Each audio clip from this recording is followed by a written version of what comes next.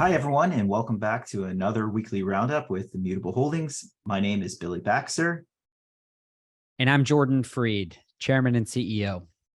Well, hey, Jordan, a lot of interesting things. Well, not interesting, but a lot of things happening in the market over the past couple weeks here, and not just crypto, but larger, financial services industry over the past couple days here. Really? What are you talking about? It seems pretty run of the mill. Just kidding. Yeah, JK, right? So Jordan, for this episode here, I thought it would be good for us to maybe just kind of recap what sort of happened, specifically around some of these banks that have recently went under, and then we can also tie in to how it impacts Immutable Holdings. And then if we have some time left over, we can talk about some of the things that are happening in the broader markets in spite of all this happening in the banking system. So with that being said, to kind of kick things off, last week we encountered some once in a decade type of events. We saw Silvergate, one of the leading banks to many crypto companies. Immutable Holdings previously had a relationship with them, announced that they were going to liquidate, basically wind down the bank. And then a couple of days later, we found out that Silicon Valley Bank was placed under receivership with the FDIC because essentially they were more or less like insolvent. Now, Silicon Valley Bank wasn't necessarily crypto focused. However, they were like the leading bank as it relates to, startups in the US. And with that, basically, there was what many would call FUD. It was running rampant across like the market. And then over the weekend, we eventually found out, and we got news from both the Federal Reserve, US Treasury Department, that there were going to be some protective measures put into place. But it was obviously a very scary time, for not just crypto companies, but startups overall. So I'm curious to kind of get your reactions, and if you wanted to, add on to any of those points there. Yeah, what a ride it's been. And especially affected is the crypto US-based companies. Of course, Immutable Holdings is a Canadian-based company, so we have a little bit more optionality when it comes to banking relationships. I would say, of course, we're publicly traded in Canada with the mirror listing in the US. But you and I are based in the US, Billy. We're Americans, American passport holders, and we've been monitoring the situation closely. Of course, Silvergate missed a really important filing. I think it was their 10Q.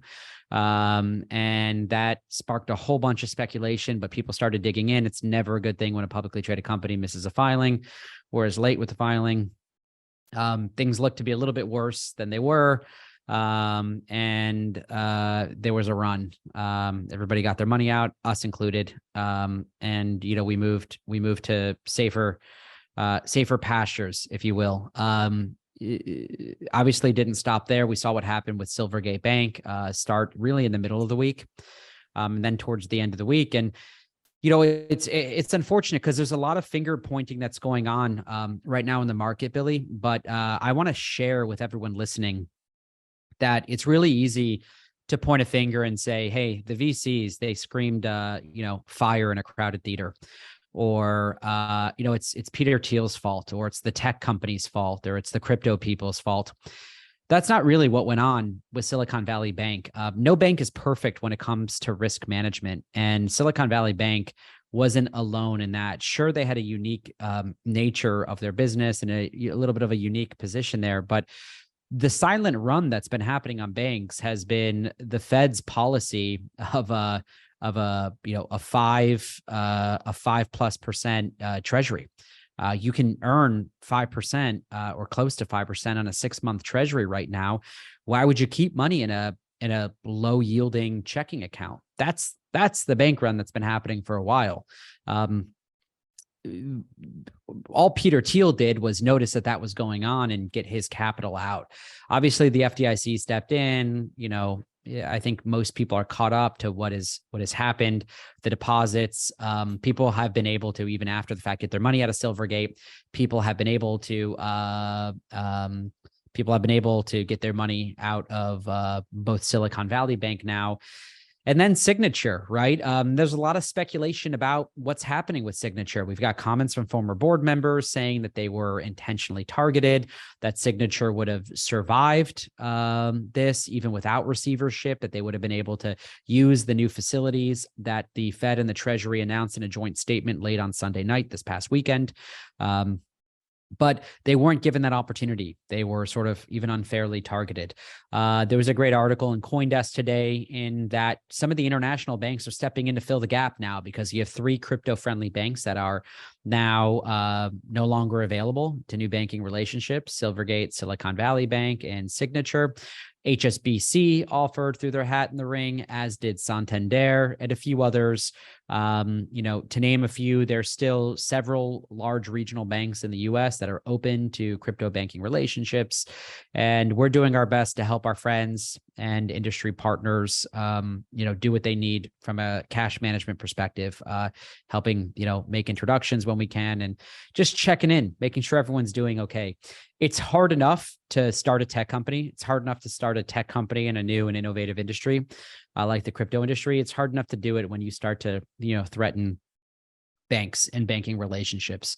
So the rhetoric coming from, and I won't name which side of the aisle, and I don't want to get political here, but the rhetoric coming from politicians in general, threatening new banking regulation, all of this. It's not banking regulation that is needed right now.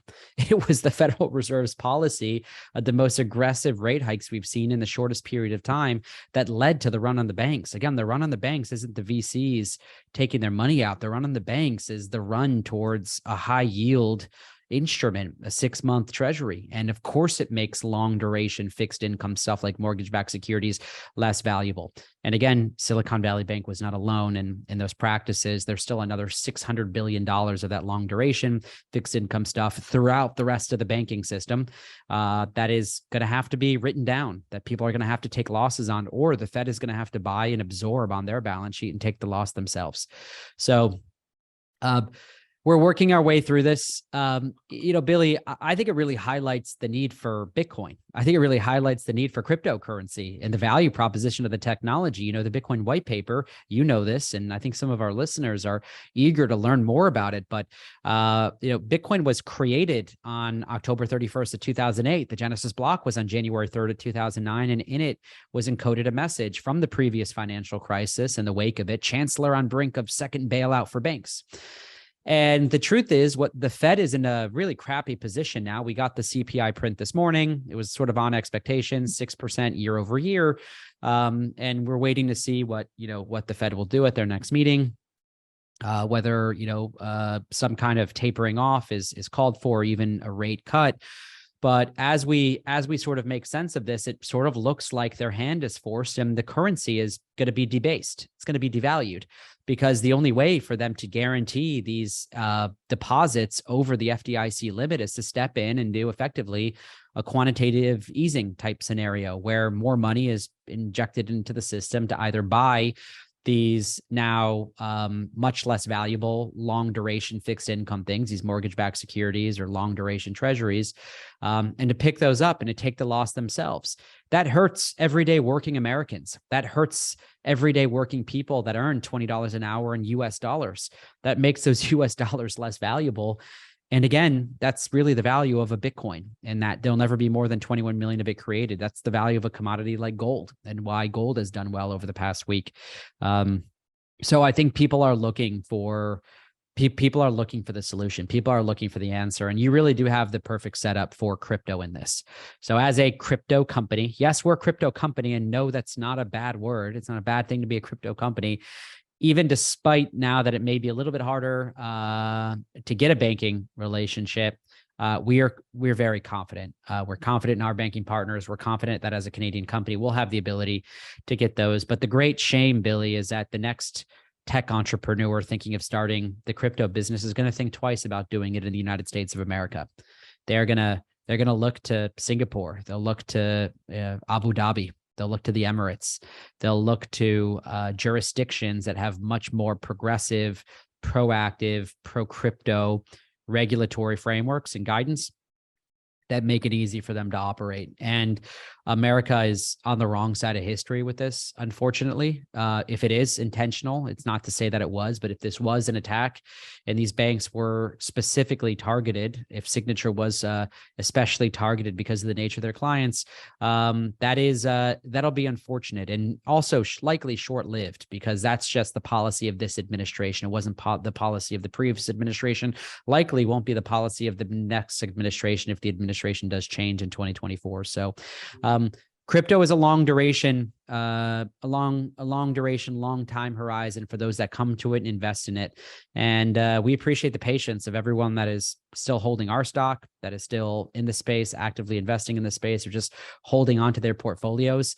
What goes down needs to come back up at some point. That's the case of this Bitcoin rally, up 20-30% in just the last week.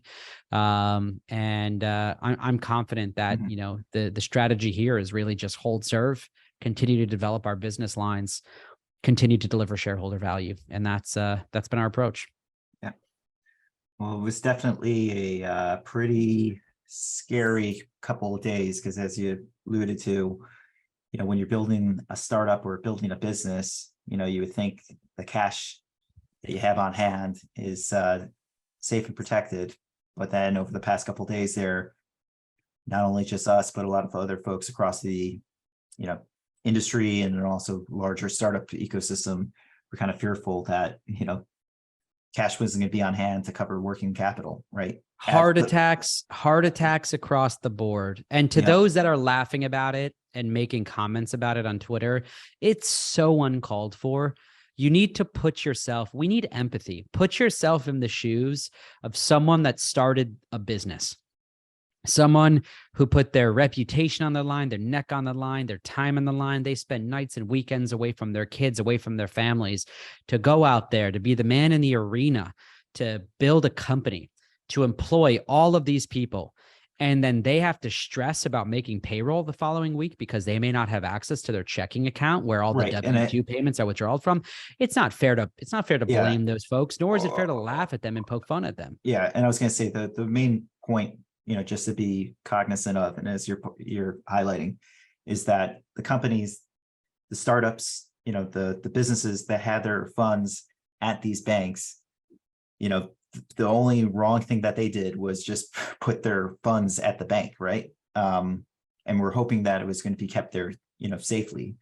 But, as things kind of panned out there, put everyone in fear that those funds wouldn't be there. Now, fortunately, the Fed, U.S. Treasury, FDIC stepped in to provide like a plan there that's essentially, providing relief to help banks that are seeing significant amount of withdrawals and ensuring that, basically depositors are kept safe. So that was a great development.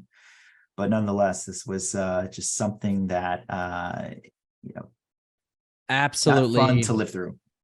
Absolutely not fun to live through. Absolutely not a joking matter. Yep. And absolutely not the fault of the hardworking entrepreneurs that picked that bank as their banking relationship. The depositors did nothing wrong in this particular case. Even the ones that took their money out, you're within your right to choose a bank. It is the job of regulators. It is the job of the people that are supposed to oversee the fractional reserve U.S. banking system, the OCC, the FDIC, to assign proper risk ratings on the particular banks, and of course, to guarantee up to the FDIC amount of those deposits. But when you talk about a systemic risk that this caused, and of course it was going to cause a bank run, everybody, and if your employer is stressed and is sending a message to you on an all hands meeting on Friday that their bank, the bank that they pay you from, is just closed, what do you think you're going to do at the open of banking hours on Monday morning as a depositor? You're going to go to the bank. If anything over that FDIC amount, you're going to take out if you have a business account or any account. And people are afraid. And I think it's now more than ever important that people recognize they need a plan B. And I'm not saying that's just Bitcoin. Bitcoin needs to be, I think, part of every modern 2023 portfolio, but also gold, also assets that are maybe outside of the U.S. fractional reserve banking system and outside of, U.S. dollar exposure, because I don't think any centrally planned banking system is safe. There's, as Naval I think rightfully said in a tweet just a couple of days ago, there's only two banking systems. There's the centrally planned one in all of its branches. It doesn't matter what bank you use. If you use a bank, you're using the centrally planned banking system. And then there's the decentrally planned banking system, which is crypto and Bitcoin and all of its stepchildren. That's, I'm not saying to go all in on either. I think proper diversification applies here as well, and everybody should have exposure to both. And I think that's why you're seeing the US dollar down against other major currencies, and I think that's why you're seeing crypto up and rallying these past couple of days. So over the weekend, Immutable Holdings, we put out an announcement, or basically sent out a stakeholder update via email, not through like a press release. Also, just hours, commentating on our situation in light of all those events. And just to reiterate that message to the folks that are viewing here, basically Immutable Holdings did not have any exposure to Silicon Valley Bank. We didn't mention it in the update, but also to follow up, we did not have any exposure to Signature Bank. One thing is we did have a banking relationship with Silvergate. However, all those funds were moved out prior to their announced liquidation, on March 8th. And then, in spite of all of these events that were happening, our existing banking partners, we've been monitoring their situation very, very closely. And then on top of it, we've taken contingency measures to make sure that not all of our cash and working capital are concentrated at one institution, and also obviously looking at expanding our banking relationships such that our cash is protected and we can continue on. So just wanted to add that in there. So yep. And props to Billy and our finance team, Melissa, our CFO, and everybody that's been hard at work establishing those new banking relationships. Lots of scrambling. And yeah, it's unfortunate that we have to spend precious company time doing things like this, but we weren't going to sit on our hands while this was going on. So we moved away from Silvergate. We don't have exposure to Silicon Valley Bank or Signature, and have taken the proper steps necessary to protect our cash. Yeah. So I just wanted to add that in there. So yeah, I guess Jordan, now shifting gears here, let's talk about some of the other kind of developments that have recently happened. I'll just touch on two. One for each business line that we're focused on right now. Coffee and Crypto has surpassed 60,000 subscribers. Our open rate is higher than ever. Each edition is read by over 15,000 people every single morning. Some mornings way more than that. We couldn't be pleased with the trajectory and the progress of that. We validated those readers. They're looking for a guide. They're looking for help. There's fear, there's uncertainty, there's doubt in the waters, in the market, and people just want to know how to learn, where to go, what to look for, what to do. And they're looking for us as their guide to guide them on their journey. And we're pleased to fill that role.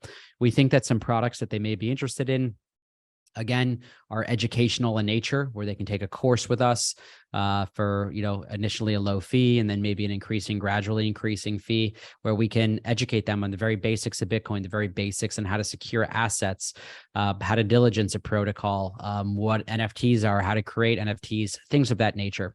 So look for us to just continue to grow that list, and then to start to roll out some educational offerings, which we're excited about. And on the NFT.com side, we are working on new feature releases. These are social in nature. So we have 2 sprints that are, we're working on one now, and then there's the one after that, which will start to roll out a liking feature where people can like different things in a collection. In the product roadmap, we've got things like portfolio valuation tools that we think people want to use, and eventually in the future, even the ability to follow somebody, and then to get an update, to get like a news feed type interaction where you can see everything that Billy has done with his NFT portfolio, or everything that Jordan has done with his NFT portfolio. We're still optimistic that people that people in the market have an appetite for not just crypto and crypto knowledge, but also the NFT space. And I still think that NFTs are going to, right now, they're sort of just lingering around. They're certainly doesn't, we're not experiencing the levels of demand and volume that we were at the peak of the cycle.